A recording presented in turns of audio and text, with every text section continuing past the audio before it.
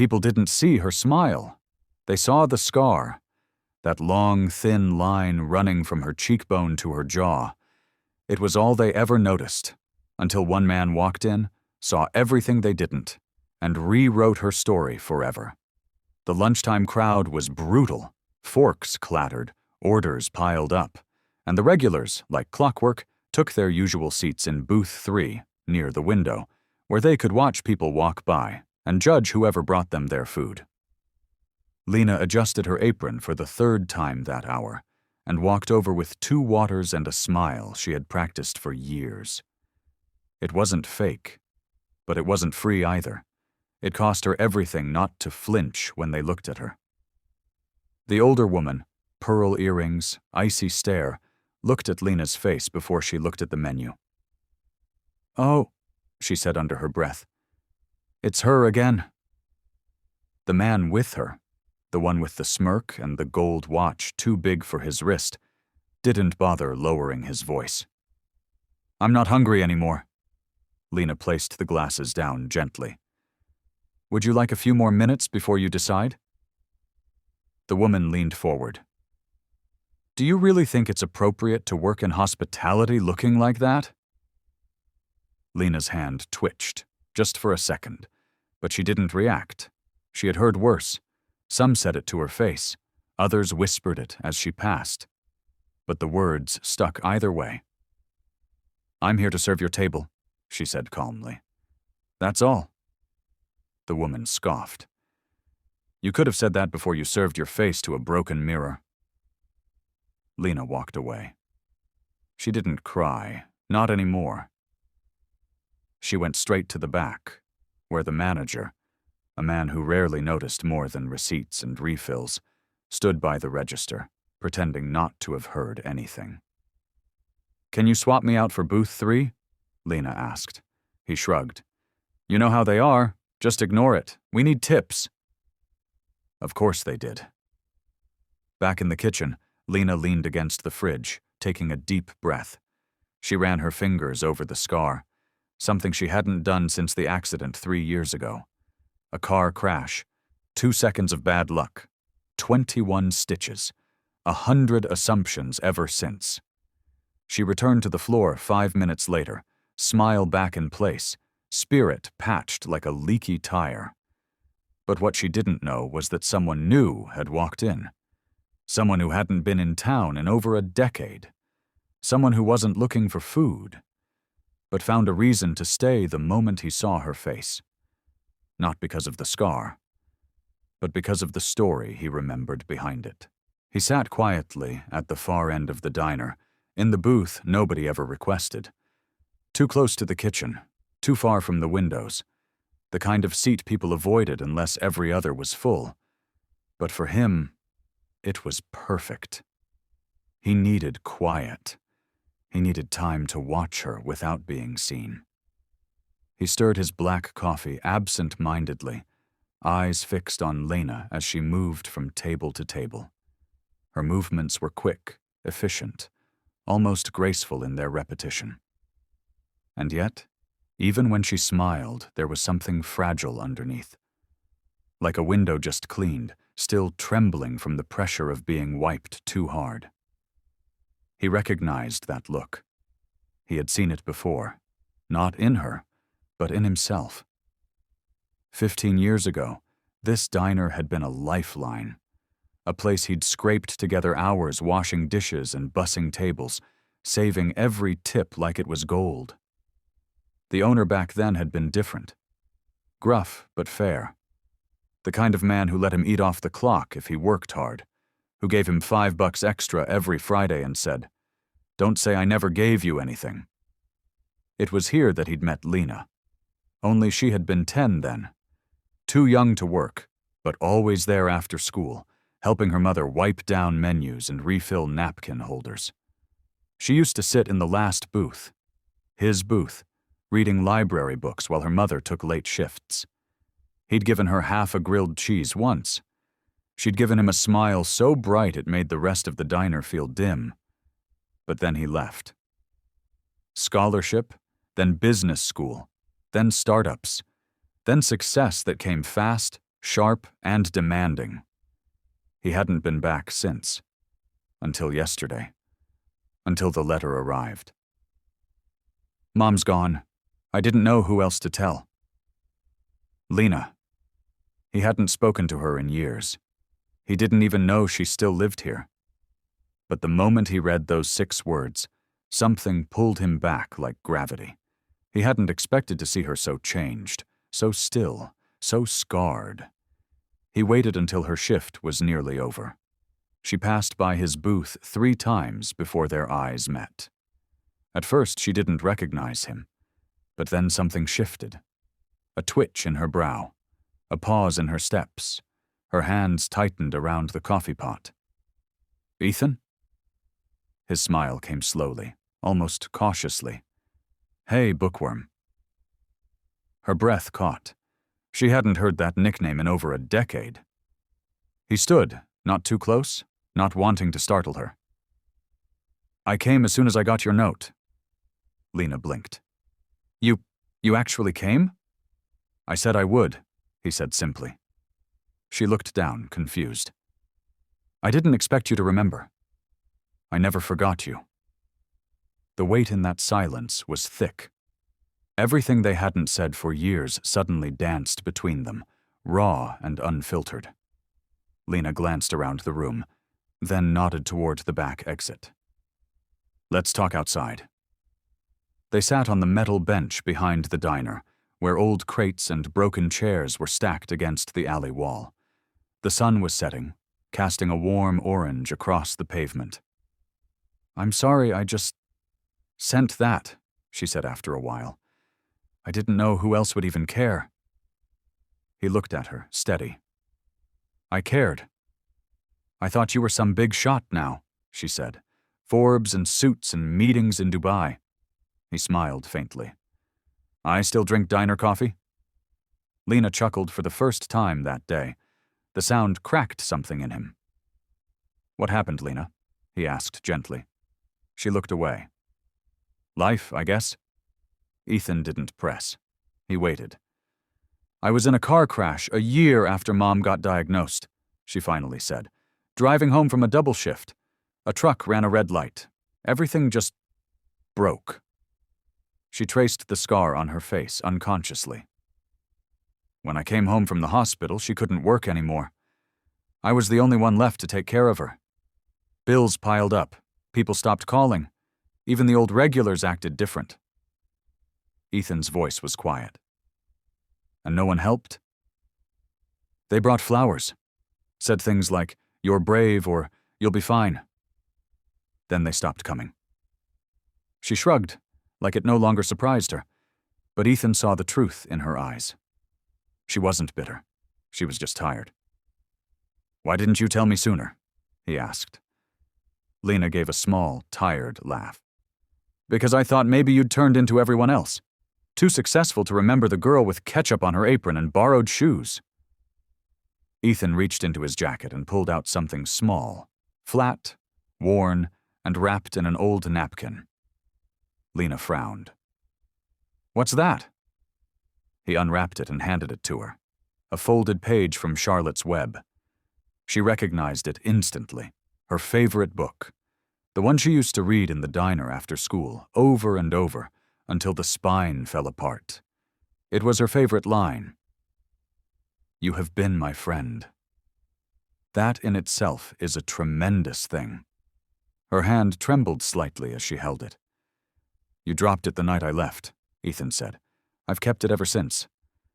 Lena looked at him, and for the first time in a long while, someone saw her. Not the scar, not the exhaustion her.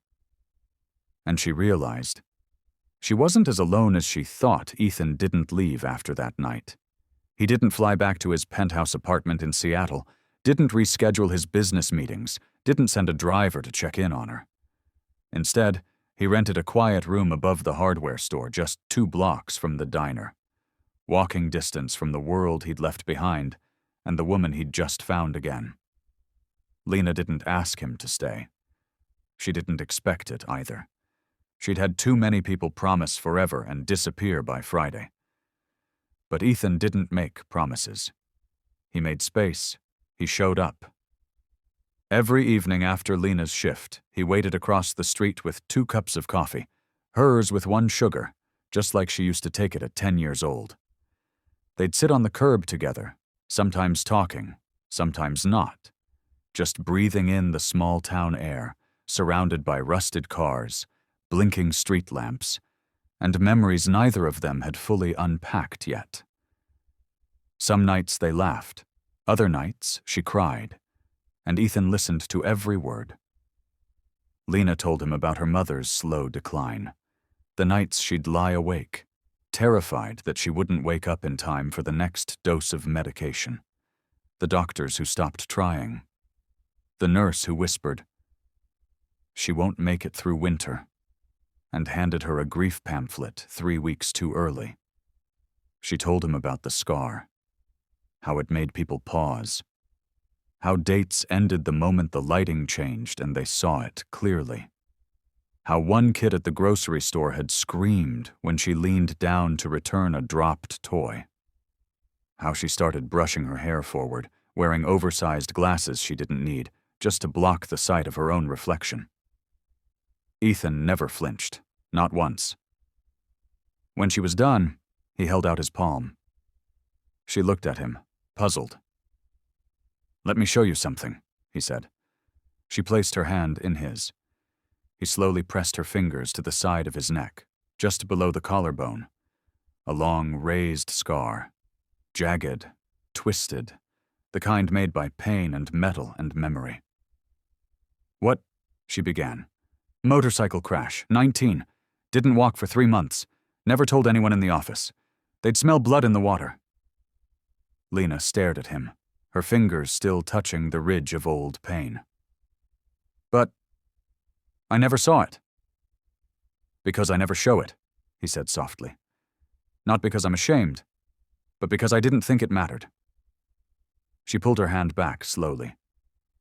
"You think mine doesn't matter?" "I think," he said carefully, "it matters for the wrong reasons." She tilted her head. "People see it and think it's your story. But it's not. It's just a sentence in a much bigger book." That night, Lena didn't walk home alone. They didn't hold hands. They didn't talk about love. They just walked, and it felt like healing. The next morning, Lena came into work early. She had barely clocked in when she noticed something strange. Booth 3, the same one where she'd been insulted just a week before, was roped off with yellow ribbon. A note on the table read, "Reserved indefinitely. Management." Her manager, a man who had barely said 5 words to her in months, stood by the coffee machine, nervously flipping a spoon in his fingers. "What's going on?" she asked. He cleared his throat. You got a delivery." "A what?" He pointed to the parking lot. A sleek black sedan stood outside, and beside it, a florist truck. A woman stepped out, holding a bouquet bigger than Lena's torso. She blinked. "That's not mine?" The woman smiled. "You, Lena?" "Yes." "Then it is." She handed over the flowers and a small white envelope. Lena opened it. "To the strongest woman in the room, let them talk, let them stare. You've already survived more than they ever will. E." There was no last name, no return address, just the letter. The rest of the day, Lena worked with something new in her chest. Not pride, not even confidence, just peace. Like maybe, finally, she could stop apologizing for surviving. But Ethan wasn't done, not even close. Later that week, he invited her to dinner. Not at a restaurant, not in some fancy new place designed for social media influencers and overpriced steak, but in the back booth of the diner after closing hours. He had cleared it with the manager, told him he'd pay for every lost hour and then some. When Lena arrived, still wearing her work shoes and apron, the lights were dimmed. A small candle flickered on the table. 2 plates of her favorite pasta sat waiting, still warm, still steaming. Ethan stood and pulled out a chair. "You're insane," she laughed. "I've been called worse," he smiled. They ate in silence for a while, sharing bites, memories, stories of the years they'd missed. Then Ethan reached into his coat. "I have something for you," he said. She raised an eyebrow. "Another letter." He smiled. "Kind of." He placed a file folder on the table. Lena opened it slowly. Inside were blueprints, a business plan, a proposal. "I want to open something here," Ethan said. "Something new, not a restaurant, not a tech company. Something for people like you." "Like me?" "People who've been overlooked, underestimated, written off." Lena's eyes widened as she flipped through the pages. A creative co-op. A space for workshops, art, free therapy sessions, employment training, scholarships, support. All run by people who had once been told they weren't enough. All built around one philosophy. Survivors aren't broken, they're builders. "I want you to run it," Ethan said. Lena stared at him, stunned. "I've never managed anything in my life." "You managed to survive," he said. "That's harder than any office." She felt tears sting her eyes. "Why are you doing this for me?" He reached across the table, gently brushing her hair aside, tucking the strands behind her ear so her scar was fully visible. "Because you're still the bravest girl I've ever known." And for the first time since the accident, Lena believed him. The space Ethan had in mind was an abandoned building near the edge of town. A dusty brick structure that had once been a print shop, but hadn't seen electricity in over a decade. The windows were boarded, the roof sagged in places, and the weeds in the parking lot looked like they had made permanent residence. Lena stood in front of it, arms folded, heart racing. "This?" she asked, turning to Ethan. "You want to turn this into a community space?" He smiled. "Not want, I will. With your help." She raised a brow. "You really think people will come to a place that looks like this?" "I think people came to a diner with flickering lights, chipped booths, and a waitress with a scar," he said. "Not because it was fancy, but because it was real." Lena turned back toward the building, staring at the rusted sign above the door. She could still see the faded outline of the old business name. But more than that, she could see something else now. She could see potential. They started the next day. Ethan took care of the permits, the legal work, the contractors. Lena handled everything else. Paint colors, fabric swatches, room layouts, community outreach. She printed flyers, reached out to local artists, called every contact in her late mother's phone book. And the town noticed. People who once only looked at her scar now looked at her. And when they asked why she was doing this, she answered simply, "Because someone once saw past what I couldn't." The building transformed. Walls that were once coated in mold now bore murals painted by kids from the local high school. The main room, once filled with dusty boxes, became a warm, wide-open space filled with books, laptops, and couches that didn't match on purpose. There was a room just for writing, one for painting, and one called the Quiet Room, where anyone could go just to sit, breathe, and exist without pressure. And the most powerful part? Every room had mirrors, but not the kind people expected. These mirrors had affirmations etched into them, so the first thing you saw was not your reflection, but your worth. One said, "You are more than what hurt you." Another read, "Your scars mean you survived, not that you're damaged." And right in the center of the building, in gold letters across the longest wall you were never hard to look at, they were just too small to see the full picture. On opening day, the line wrapped around the block. People from all over town, mothers with toddlers, teens with sketchbooks, quiet older men with folded poems in their pockets, showed up, not just to support it, but to be part of it. Lena stood at the door, wearing her hair pulled back completely for the first time in 3 years. No makeup, no hiding, just her. And when an older woman passed by and smiled, not politely, but genuinely, Lena smiled back. Inside, Ethan was busy setting up chairs for the first community meeting. He looked up as Lena walked in, the crowd buzzing with energy behind her. "You ready for this?" he asked. She took a breath. "I've never been more ready." They stood in front of the crowd together. No microphones, no press, just truth. Lena told her story. The silence in the room was full of held breath. She told them about the accident, the scar, the rejection, the looks, the way people measured her value by her appearance, and how one man returned, years later, and reminded her who she was.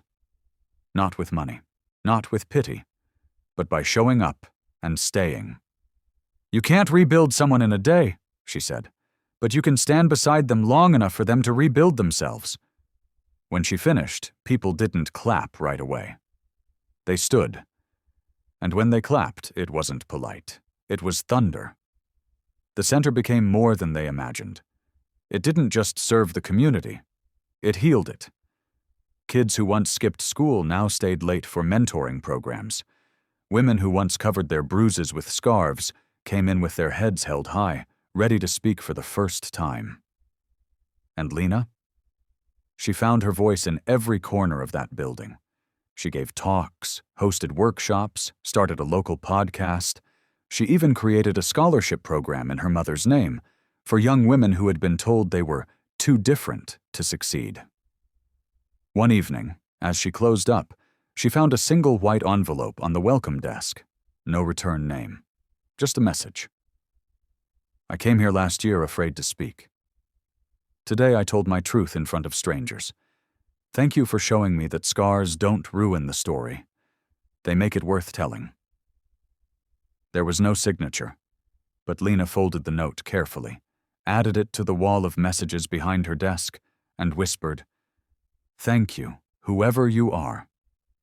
Later that night, she and Ethan stood on the rooftop under the stars. The city stretched out below, lights blinking like fireflies. "Do you ever miss your old life?" she asked him. He looked at her for a long moment, then said, "I was successful back then, but I wasn't happy." She leaned her head on his shoulder. "You're happy now?" He nodded. "Because I'm home." She smiled. "You know, I used to think I'd never be anything more than what happened to me." He turned to face her, gently brushing his thumb along the scar. "You're not what happened to you," he said.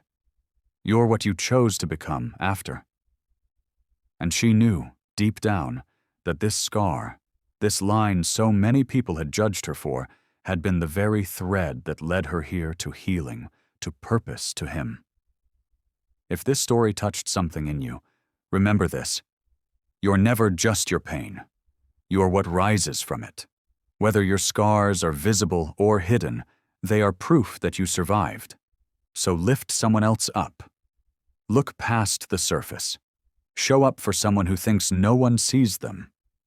Because one small act of kindness can echo into a life they never thought they could live. Share this story if you believe we are all more than what the world sees.